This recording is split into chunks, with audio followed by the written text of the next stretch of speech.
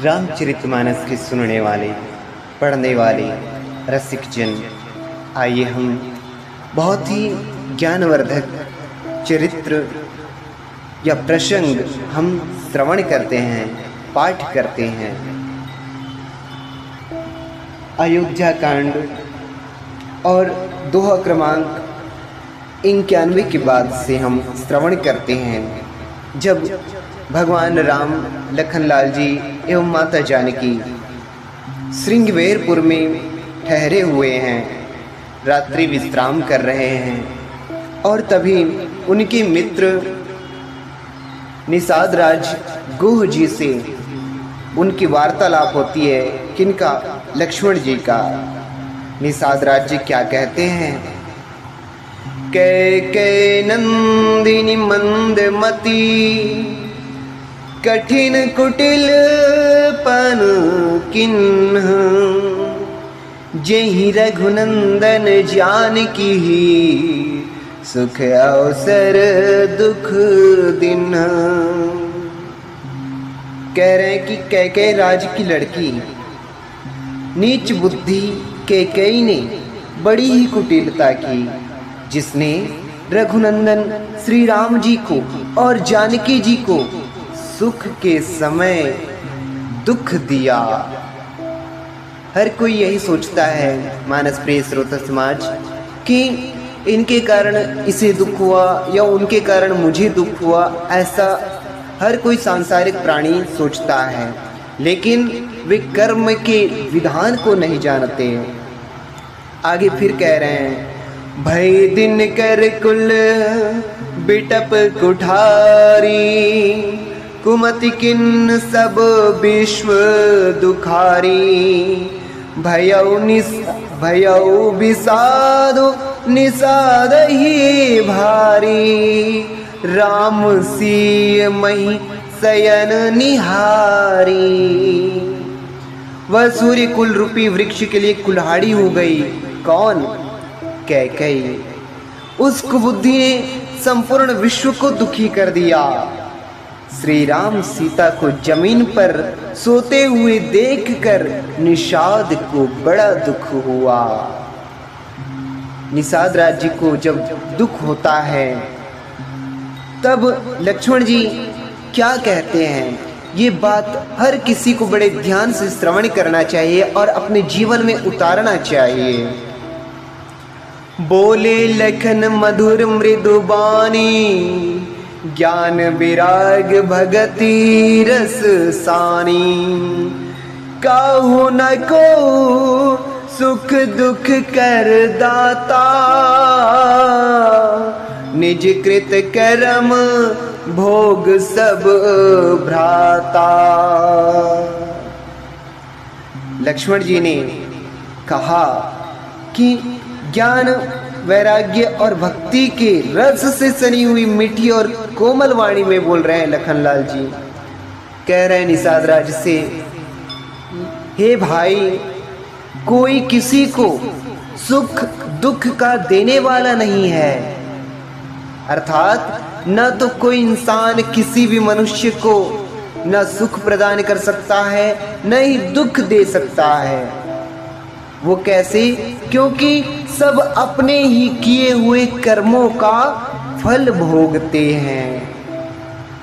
हम इस संसार सागर में जन्मों जन्मों से, वर्षों वर्ष से यहाँ भटकते आ रहे हैं और नाना प्रकार से कर्म करते जा रहे हैं। अच्छे कर्म भी करते हैं, बुरे कर्म भी करते जाते हैं, लेकिन उन कर्मों का हम भुगतान नहीं कर पाते, उन कर्मों से हम छुटकारा नहीं पाते।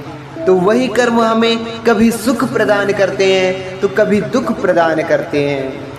आगे लखनलाल जी उदाहरण सहित बता रहे हैं, जोग वियोग भोग भल मंदा, हित अनहित मध्यम भ्रम फंदा, जन्म मरणो जहाँ लगी जग जालो, संपत्ति विपत्ति करमु अरु कालो। लखनलाल जी आगे बता रहे हैं कि कर्म के साथ कैसा है।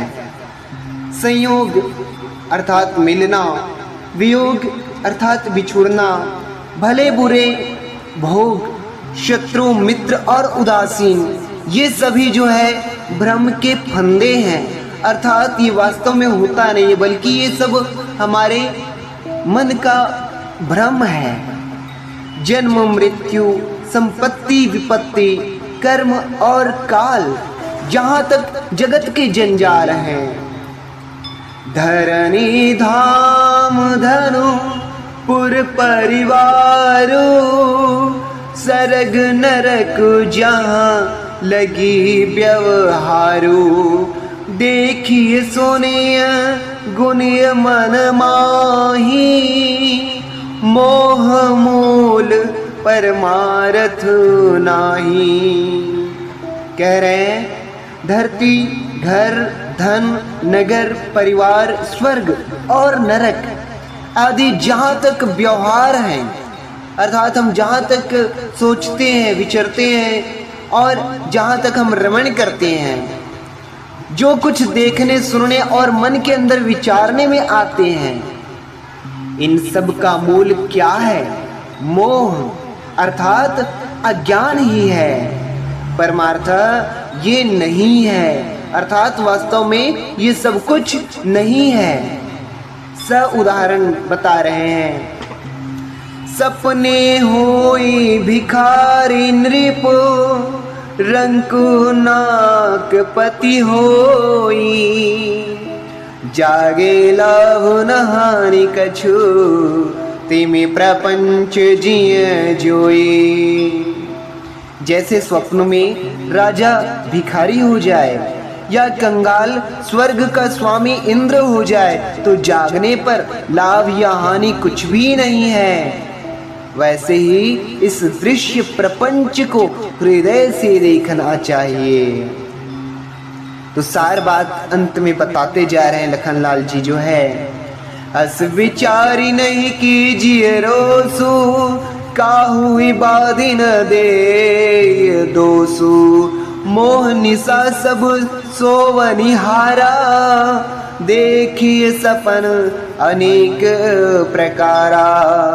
ऐसा विचार करके क्रोध नहीं करना चाहिए और न ही किसी को व्यर्थ दोष ही देना चाहिए कि इसके कारण मुझे दुख प्राप्त हुआ। सब लोग मोह रूपी रात्रि में सोने वाले हैं और सोते हुए उन्हें अनेकों प्रकार के स्वप्न दिखाई देते हैं। एहि जग जामे जागहि जोगी, परमारथी प्रपंच वियोगी। जानिए तब जीव जग जागा, जब सब विषय विलास विरागा। इस जगत रूपी रात्रि में योगी लोग जागते हैं। योगी अर्थात जो अपना योग बिठा चुके हैं, अर्थात योग मतलब होता है जोड़ना, अपने आप को परमात्मा से जोड़ चुके लोग हैं, वे ही जागते हैं। किसमें? जगत रूपी रात्रि में, अर्थात इस संसार रूपी अंधकार रात्रि में। और जो परमार्थी हैं और प्रपंच अर्थात माइक जगत से छूटे हुए हैं, जगत में जीव को जागा हुआ तभी जानना चाहिए जब संपूर्ण भोग विलासों से वैराग्य हो जाए। आगे क्या कहते हैं?